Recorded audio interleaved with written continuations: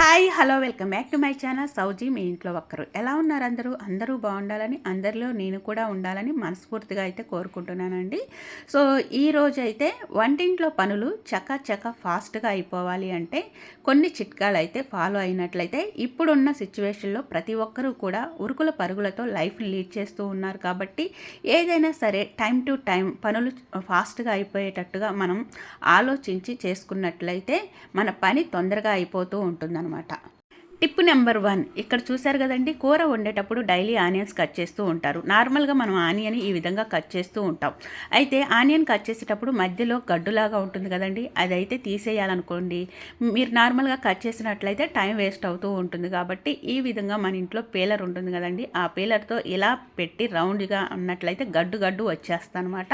So ఇప్పుడైతే ఇంకా ఫాస్ట్గా ఆనియన్ అయితే కట్ చేయొచ్చు అనమాట. సో ఇది చాలా సింపుల్ టిప్ అయినప్పటికీ తెలియని వాళ్ళు చాలామంది ఉన్నారండి. ఆనియన్ కట్ చేసేటప్పుడే ఆ గడ్డును కూడా తీస్తూ ఉంటారు. సో టైం వేస్ట్ అవుతూ ఉంటుంది కదా. టిప్ నెంబర్ 2, ఇక్కడ చూశారు కదండి, ఎగ్స్ మనం తీసుకొచ్చినప్పుడు ఈ విధంగా గిన్నెలో పెట్టుకోవడం వల్ల మనం పట్టుకున్నప్పుడు అటు ఇటు జరిగి పగిలిపోయే ఛాన్స్ ఉంటుంది. కాబట్టి ఒక బాక్స్లో ఈ విధంగా అయితే టిష్యూ పేపర్ వేసేసి అడుగున ఇలా పైన ఎగ్స్ పెట్టినట్లయితే మనం అటు ఇటు కదిపినా కూడా ఎగ్స్ అనేవి అస్సలు పగిలిపోవన్నమాట. చూశారు కదా. సో ఎందుకంటే పగిలాయి అనుకోండి మళ్ళీ మనకు డబుల్ పని అవుతుంది కదా. టిప్ నెంబర్ 3, ఇక్కడ చూశారు కదండి, డైలీ కూడా దోశలు తినేవాళ్ళు చాలామంది ఉంటారు. అయితే దోశ పిండి రోజు వేసుకుంటే టైం వేస్ట్ అవుతుంది. కాబట్టి ఒక 4-5 రోజులకి ఒకేసారి రుబ్బి పెట్టుకుంటారు. కాబట్టి ఒక గిన్నెలోకి అయితే 1 గ్లాసు మినపగుండ్లు తీసుకున్నాను. 1 గ్లాసు మినపగుండ్లకి 3 గ్లాసులు రైస్ తీసుకోవాలంట. సో నేనైతే 2.5 తీసుకున్నానండి. 1 స్పూన్ అయితే మెంతులు వేసేసుకుని మొత్తం కూడా ఇలా మిక్స్డ్ చేసుకున్నాను. సో దానికి సపరేట్గా నానబెట్టుకునే వాళ్ళు ఉంటారండి, మినపగుండ్లు రైస్ వేరువేరుగా. సో అలా కాకుండా ఒకే గిన్నెలో మనం ఇలా నానబెట్టుకున్నట్లయితే టైం వేస్ట్ కాకుండా గిన్నెలు కూడా ఎక్కువగా పడుకోకుండా ఉంటుందన్నమాట. సో టిప్ నెంబర్ 4, నెక్స్ట్ ఇక్కడ చూశారు కదండి, నేనైతే ఉప్మా తయారు చేయబోతున్నానండి. సో ఇక్కడైతే టమాటా బాత్ అనమాట. సో మీరు ఏదైనా ఇంగ్రీడియంట్స్ వేసుకోవాలి అనుకున్నట్లయితే ముందుగా నెయ్యి కానీ ఆయిల్ కానీ వేసుకొని ఈ విధంగా ఇంగ్రీడియంట్స్ అన్నీ వేయించేసుకొని వాటితో పాటుగా రవ్వ ఎంతవరకు కావాలో అంతవరకు వేసుకొని ఇందులో కొద్దిగా వేయించేసుకోండి. మంచి స్మెల్ అయితే వస్తుందండి నెయ్యి వేయటం వల్ల. ఇప్పుడు వాటర్ యాడ్ చేసేసుకోండి. చూశారు కదండి, వెంటనే చిక్కబడిపోతుంది. ఉండలుగా కూడా అస్సలు ఉండదన్నమాట. ఎందుకంటే ఆల్రెడీ కొద్దిగా వేయించుకున్నాం కాబట్టి. సో రవ్వ ఉప్మా అంటే గోధుమ ఉప్మా అయినా సరే, సేమియా ఉప్మా అయినా సరే ఇదే ప్రాసెస్లో రెడీ చేసుకోవచ్చు అనమాట. టిప్ నెంబర్ 5, ఇక్కడ చూశారు కదండి, మనం వెల్లుల్లిపాయలు ఒలిచేటప్పుడు నార్మల్గా ఒలిచామనుకోండి టైం ఎక్కువగా పడుతుంది. కాబట్టి సో ఈ విధంగా వెల్లుల్లిపాయ గడ్డని మధ్యలో పెట్టి నైఫ్తో ఇలా కట్ చేసుకున్నట్లయితే చక్కగా ఈ విధంగా ముక్కలుగా అవుతాయి. కాబట్టి పైన ఉన్న పీల్ కూడా ఈజీగా వస్తుందన్నమాట. సో ఇక్కడ ఉన్న వెల్లుల్లిపాయ కొంచెం తడి అయితే తగిలింది కాబట్టి పైన ఉన్న పీల్ తీయడానికి కొంచెం ఇబ్బంది అవుతుంది. కానీ కొంచెం ఎండలో ఎండపెట్టిన తర్వాత మీరు ఈ విధంగా నైఫ్తో కట్ చేశారంటే చక్కగా పైన ఉన్న పీలు దానంతటికి అదే ఊడిపోతుంది అనమాట. సో ఈజీగా మనకి తొందరగా పని అవ్వాలంటే ఈ ప్రాసెస్ అయితే ట్రై చేయొచ్చు. టిప్ నెంబర్ 6, ఇదైతే చాలా ఇంపార్టెంట్ యూస్ఫుల్ టిప్ అనమాట. సో డైలీ కూడా దోశ పిండి ఇడ్లీ పిండి రుబ్బేటప్పుడు చాలామంది ఏంటంటే వాటర్ వేయకోకుండా పప్పు అనేది డైరెక్ట్గా వేస్తూ ఉంటారు. సో అలా వేయటం వల్ల ఏంటంటే స్ట్రక్ అయిపోతూ ఉంటుంది. మనం చేత్తో అయితే ఇలా తిప్పుతూ ఉండాలండి, అదొక టైం వేస్ట్ అవుతూ ఉంటుంది. ఇక్కడ మీకు చూపిస్తున్నాను చూడండి, ఎక్కువ పప్పు వేసేసరికి స్ట్రక్ అయింది కదా. ఇలా చేత్తో అన్నాం అనుకోండి మనం అక్కడే నిలబడాలి, టైం వేస్ట్ అవుతూ ఉంటుంది. కాబట్టి చక్కగా ముందుగా వాటర్ వేసేసి ఆ తర్వాత మీరు పప్పు వేస్తూ ఉన్నారనుకోండి అస్సలు స్ట్రక్ అవుదనమాట. సో దాని అంతటికి అదే గ్రైండ్ అవుతూ ఉంటుంది. సో అప్పుడప్పుడు వెళ్ళి మనం చెక్ చేసుకున్నట్లయితే చక్కగా మనకి పని సేవ్ అవుతుంది, వేరే పనులు కూడా చేసుకోవచ్చు అనమాట. టిప్ నెంబర్ 7, ఇక్కడ చూశారు కదండి, మనం ఎందులోకైనా చింతపండు పులుసు తయారు చేసుకోవాలి అనుకున్నట్లయితే తొందరగా నానాలి అంటే ఈ విధంగా వేడి నీళ్ళు కాచి ఇందులో వేసుకున్నట్లయితే జస్ట్ ఒక 5 మినిట్స్లోనే నానిపోతుంది అనమాట. టిప్ నెంబర్ 8, ఇక్కడ చూశారు కదండి, చింతపండు నుంచి ఈ విధంగా పులుసు తీస్తూ ఉంటారు చాలామంది. అయితే మనం కూరల్లో కానీ దేంట్లోకైనా వేసుకునేటప్పుడు చాలామంది డైరెక్ట్గా చేత్తో వంచేస్తూ ఉంటారు కదా.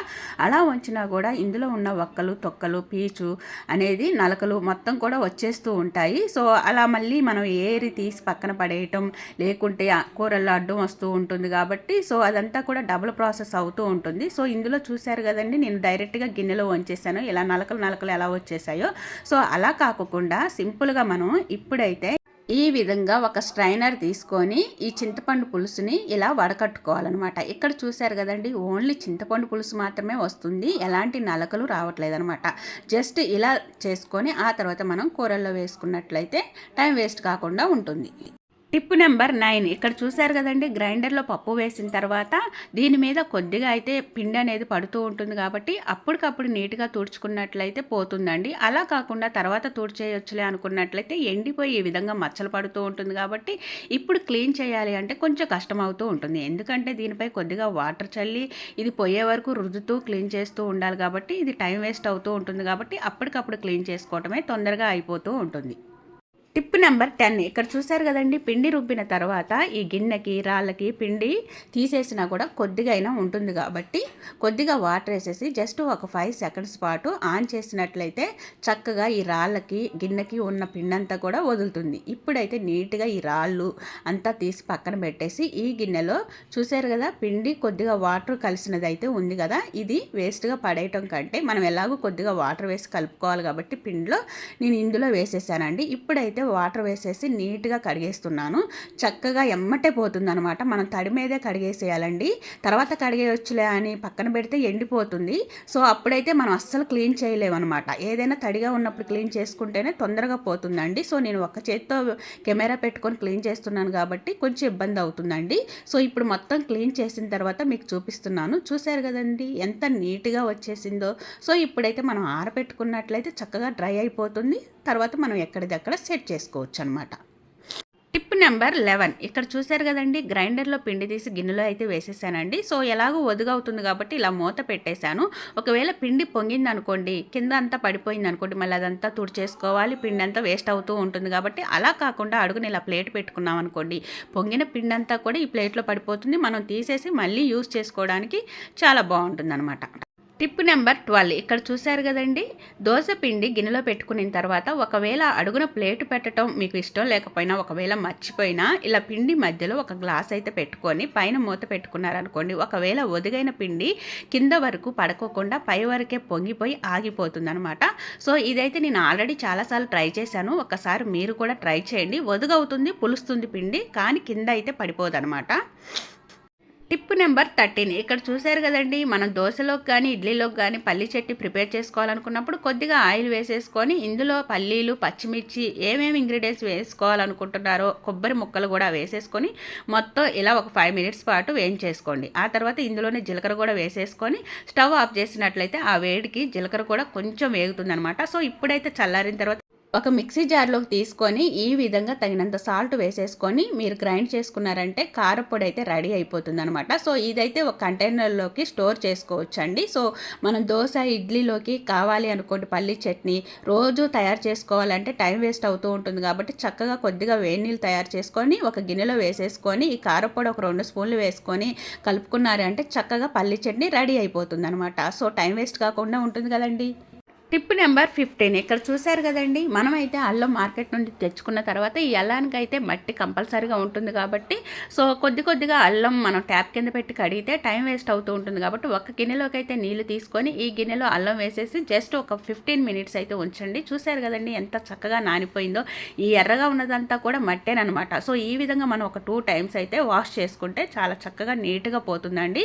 టైం వేస్ట్ కాకుండా ఉంటుంది. మనం ఇలా క్లీన్ చేసేటప్పుడే ఈ విధంగా అయితే మనం కొంచెం చేత్తో గట్టిగా అన్నట్లయితే పైన పీలు కూడా ఈజీగా వచ్చేస్తుందండి. ఒకవేళ మీరు ఇలా చేస్తున్నప్పుడు మీ నెయిల్స్ నొప్పిగా ఉన్నాయి అనుకోండి, టిప్ నెంబర్ 16 మీకు చెప్తున్నాను ఈజీగా. సో మనం ఇలా క్లీన్ చేసేటప్పుడే మీ దగ్గర నైఫ్ కానీ, స్పూన్ కానీ, పీలర్ కానీ కంపల్సరీగా ఉంటుంది. దాంతో చక్కగా ఈ విధంగా మంచిగా ఉన్నది ఉంచేసి ఎక్కడైనా ఘాట్లుగా పాడైపోయినట్టుగా ఉన్నట్లయితే దాన్ని రిమూవ్ చేస్తూ నీట్గా ఈ విధంగా పైన పీలు కూడా ఈజీగా వచ్చేస్తుంది అనమాట. మనకు కూడా టైం వేస్ట్ కాకుండా ఉంటుందన్నమాట. టిప్ నెంబర్ 17 ఇక్కడ చూశారు కదండి, ఒక గ్లాసులోకి అయితే నీళ్లు తీసుకున్నానండి. సో ఎగ్స్ ఇంట్లో ఉంటాయి కదండి, అవి చాలా రోజులు అయ్యాయి అనుకోండి, తీసుకొచ్చి వాటిని మనం చూసుకోకుండా బాయిల్ చేసామనుకోండి, పైన పీల్ తీసిన తర్వాత బ్యాడ్ స్మెల్ అనేది వస్తుంది.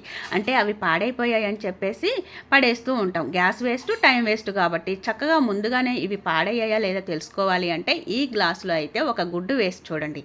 అడుక్కు వెళ్ళింది అనుకోండి అది మంచిగా ఉన్నట్లు, ఒకవేళ పైకి తేలాడింది అనుకోండి అది పాడైపోయినట్లు అనమాట. టిప్ నెంబర్ 18, మనం ఇంట్లో టెంకాయ కొట్టిన తర్వాత ఆ టెంకాయ చిప్పల్ని మనం ఫ్రిడ్జ్లో పెట్టినట్లయితే ఒక్క రోజుకే డ్రై అయిపోతుంది. చక్కగా మనం నైఫ్ పెట్టి ఇలా అన్నట్లయితే ఈజీగా రిమూవ్ అవుతుంది. కాబట్టి ఆ తర్వాత చిన్న చిన్న ముక్కలుగా కట్ చేసి ఒక కంటైనర్లో వేసుకొని డీప్ ఫ్రిడ్జ్లో స్టోర్ చేసినట్లయితే ఎప్పుడు కావాలంటే అప్పుడు మనకి పచ్చి కొబ్బరి అనేది మన ఇంట్లోనే అందుబాటులో ఉంటుందన్నమాట. టిప్ నెంబర్ 19, ఇక్కడ చూశారు కదండి, మనం గిన్నెలన్నీ క్లీన్ చేసిన తర్వాత చాలామంది సింకు తర్వాత కడిగేయచ్చులే అని అనుకుంటూ ఉంటారండి. అలా అనుకోవటం వల్ల ఏంటంటే ఎక్కువగా పాకుడు పడుతూ ఉంటుంది.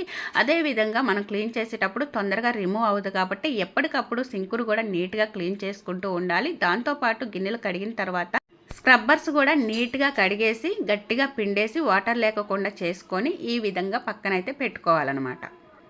టిప్ నెంబర్ 20, ఈ విధంగా మనం వెజిటేబుల్స్ ఇంట్లో కట్ చేసేటప్పుడు నిలబడి కట్ చేసినట్లయితే ఇల్లు మొత్తం కూడా పైన పీల్ పడిపోతూ ఉంటుంది. కాబట్టి మళ్ళీ మనం అది తీసి డస్ట్బిన్లో వేసుకోవాలంటే డబల్ పని అవుతూ ఉంటుంది. కాబట్టి చక్కగా ఒక చోట కూర్చొని ఈ విధంగా పీల్ రిమూవ్ చేసిన తర్వాత ఇదంతా ఒక కవర్లోకి వేసేసుకొని డస్ట్బిన్లో వేసుకున్నట్లయితే మనకి చాలా చాలా ఈజీగా ఉంటుందన్నమాట.